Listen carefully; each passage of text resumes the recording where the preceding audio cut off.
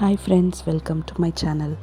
இன்றைக்கி ஒரு mermaid picture வச்சு அதோட ட்ராயிங் தான் பார்க்க போகிறோம்.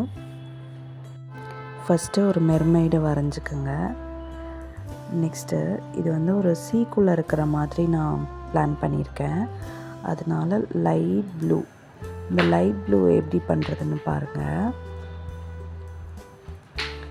ஃபஸ்ட்டு நல்லா ப்ரெஷ்ஷை வாஷ் பண்ணிவிடுங்க. Next plain dark blue and white, இது ரெண்டும் நல்லா லைட்டாக மிக்ஸ் பண்ணால் போதும். ப்ளூ ரொம்ப கம்மியாக எடுத்துக்கோங்க. அதாவது நான் எப்படி பிளான் பண்ணியிருக்கேன்னா, டார்க் டு லைட்டர் ஷேட் கொடுக்குற மாதிரி. மேலெல்லாம் டார்க் ஷேட் வரும், கீழே வர வர லைட்டர் ஆகிடும். அந்த மாதிரி பெயிண்ட்டை நல்லா மிக்ஸ் பண்ணிட்டிங்கன்னா உங்களுக்கு ஈஸியாக இருக்கும். சி எஃபெக்ட் வந்து நல்லாவே தெரியும்.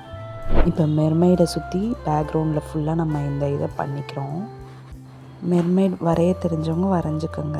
வரைய தெரிலன்னா ஒரு பிரிண்ட் அவுட் மாதிரி எடுத்து அதிலேருந்து ட்ரேஸ் பண்ணிக்கோங்க.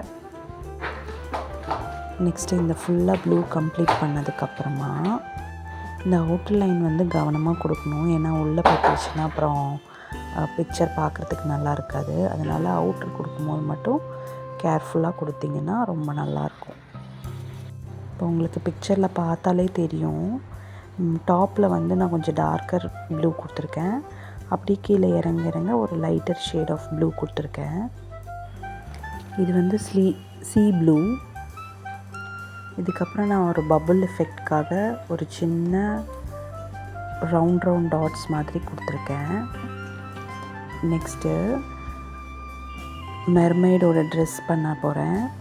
அதுக்கு எல்லோ க்ரீன், எல்லோவும் க்ரீனையும் மிக்ஸ் பண்ணிங்கன்னா ஒரு லைட்டர் க்ரீன் கிடைக்கும். அதுக்கப்புறம் அதுலேருந்து டார்க்கர் ஷேட் கொண்டு போகிறேன். இந்த கலர் தான் கொடுக்கணுன்னு கிடையாது, உங்களுக்கு என்ன பிடிச்சிருக்கோ அந்த கலர் கொடுக்கலாம்.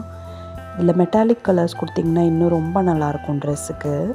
ஏன்னா நார்மலாகவே அந்த மெர்மைடோட ட்ரெஸ் வந்து பார்த்திங்கன்னா கொஞ்சம் ஷைனியாக தானே இருக்கும். அதனால் அந்த மாதிரி எஃபெக்ட் கிடைக்கிறதுக்காக மெட்டாலிக் கலர்ஸ் கூட நீங்கள் யூஸ் பண்ணிக்கலாம். நான் இன்றைக்கி ப்ளெயின் அக்ரிலிக் கலர்ஸ் தான் யூஸ் பண்ணுறேன். அதில் கொஞ்சம் டிஃப்ரெண்ட் கலர் ஷேட்ஸ் கொடுக்குறேன். அதனால தான் அந்த கலர்ஸ் வந்து பிளெண்ட் ஆகி உங்களுக்கு டிஃப்ரெண்ட் கலராக தெரியும். உங்களுக்கு மெட்டாலிக் கலர்ஸ் இல்லைன்னா கூட நீங்கள் என்ன பண்ணலான்னா, சின்ன கோல்டன் கலர் ஸ்பார்க்கிள்ஸ் மாதிரிலாம் இருக்கும், அதெல்லாம் கூட ட்ராப்லெட்ஸ் மாதிரி நீங்கள் ட்ரெஸ்ஸுக்கு யூஸ் பண்ணிக்கலாம். நெக்ஸ்ட்டு இதோட டீட்டெயிலிங்லாம் பண்ணலாம். அப்புறம் அந்த பாடியில் வர டீட்டெயில்ஸ் எல்லாமே நான் வந்து டார்க் ப்ளூ, ஒயிட் இதெல்லாம் மிக்ஸ் பண்ணி கொடுக்குறேன். அப்போ தான் அது கொஞ்சம் டிஃப்ரெண்ட் கலர்ஸில் தெரியணுன்றதுக்காக, ஒரே ப்ளெயினாக ஒரே கலர் இல்லாமல் டிஃப்ரெண்ட்டாக கலர்ஸ் அதில் தெரியணுன்றக்காக அந்த மாதிரி நான் பிளான் பண்ணி கொடுக்குறேன். அப்புறம் ஃபேஸுக்கு, உடம்புக்கு எல்லாமே நான் வந்து ஸ்கின் கலர் கொடுக்குறேன். நீங்கள் கலர்ஸ் பிளெண்ட் பண்ணும்போது ஒவ்வொரு டைமும் ப்ரெஷ்ஷை வந்து நல்லா வாஷ் பண்ணிடுங்க. அப்படி இல்லாட்டி கலர்ஸ் வந்து பழைய கலர்ஸ் அதோட ஒட்டி இருந்ததுன்னா உங்களுக்கு கரெக்டான கலர் வந்து நீங்கள் பெயிண்ட் பண்ணும்போது வராது. ஸ்கின் கலர் கொடுக்கும்போதும் திட்டாக கொடுக்காம நீட்டான கொஞ்சம் வாட்டர் மிக்ஸ் பண்ணியே கொடுங்க. அப்போ தான் அது நீட்டாக பிளெண்ட் ஆகி வரும். நெக்ஸ்ட்டு நம்ம ரொம்ப கவனமாக பார்க்க வேண்டியது வந்து கண் கொடுக்கும்போது ரொம்ப பொறுமையாக கொடுங்க. அப்போ தான் அதோட அழகாக வரும். அப்படி இல்லை அது மட்டும் ஆடாக தெரியும். ஹேர்க்கெல்லாம் ப்ரௌன் கலர் கொடுக்குறேன். நான் ப்ரௌன் வந்து டைரெக்டாகவே கொடுக்குறேன், அது மிக்சிங் எதுவும் பண்ணலை. அப்படி உங்ககிட்ட ப்ரௌன் இல்லைன்னா ரெட் அண்ட் பிளாக் மிக்ஸ் பண்ணி அதோட ஒயிட் கலந்துக்கிட்டிங்கன்னா இந்த மாதிரி கலர் ஷேட் கிடைக்கும். நெக்ஸ்ட் ஒரு வீடியோவில் அந்த கலர் ஷேட் எப்படி மிக்ஸ் பண்ணுறதுன்னு காமிக்கிறேன். இப்போ நான் ஃபுல்லாகவே ப்ரௌன் ஷேட் கவரேஜ் தான் கொடுக்குறேன். இதுக்கு மேலே ஷேடிங்காக நான் பிளாக் கலர் கொடுப்பேன். பிளாக்கில் ஃபுல்லாக அவுட்டர் லைன் கொடுத்து முடிச்சதுக்கப்புறமா சின்ன டீட்டெயில்ஸ் எல்லாமே நம்ம கொடுக்கலாம்.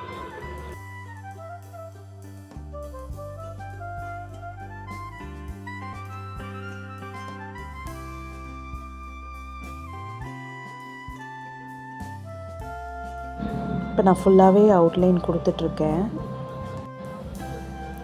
அதோடய விங்ஸ்க்கு ஆல்ரெடி நான் ப்ளூ ஷேட் கொடுத்தனால அதில் எதுவுமே நான் பிளாக் டச் பண்ணல.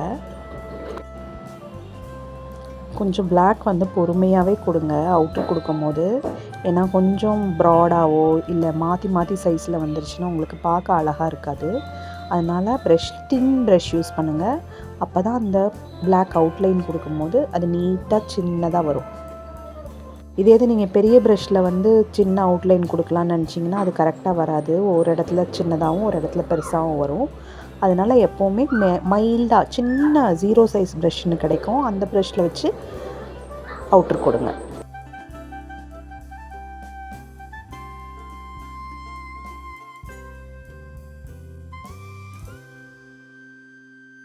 அந்த 0 சைஸ் ப்ரஷ்ஷுங்கிறது சின்ன பென் டிப் மாதிரி தான் இருக்கும். அப்போ அதில் நீங்கள் ட்ராயிங் பண்ணும்போது நீங்கள் பென்சிலில் வரைகிற மாதிரியே உங்களுக்கு ஈஸியாக அவுட்டர் லைன் ஃபினிஷ் பண்ணிடலாம். இதுக்கப்புறம் நான் ஃபுல்லாக அவுட்டர் லைன் டிசைன்ஸு, அப்புறம் சின்ன சின்ன டீட்டெயிலிங், ஹேர் கலர் மாற்றுறது இது தான் பண்ண போகிறேன்.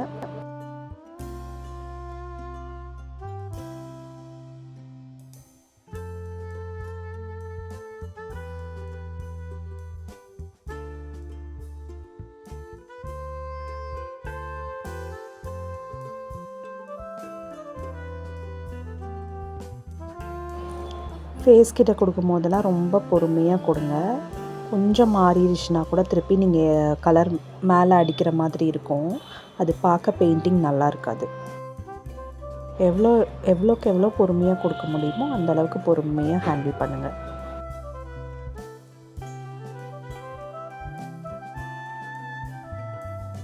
நெக்ஸ்ட் இப்போ நம்ம ஃபேஸ்க்கு தான் போகிறோம். ஃபேஸில் எல்லா டீட்டெயில்ஸ் எல்லாம் போட போகிறோம். மெயினாக ஐஸ் பார்க்கும்போது ஈஸியாக கொஞ்சம் எப்படி உங்களுக்கு கம்ஃபர்டபுளாக இருக்கோ அந்த மாதிரி வரைஞ்சிக்க.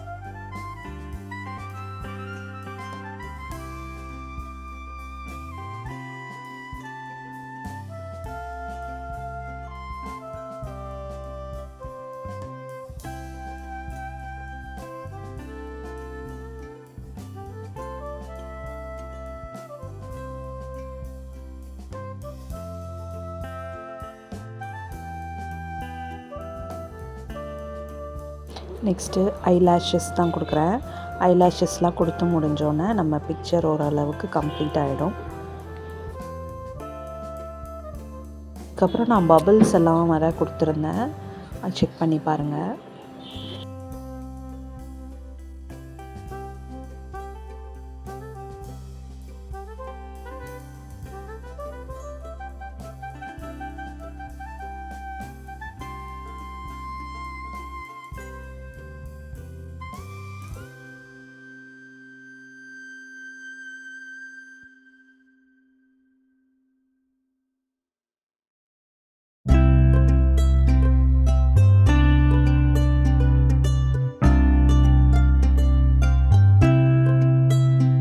இதுதான் நம்ம பண்ண கம்ப்ளீட் பிக்சர்.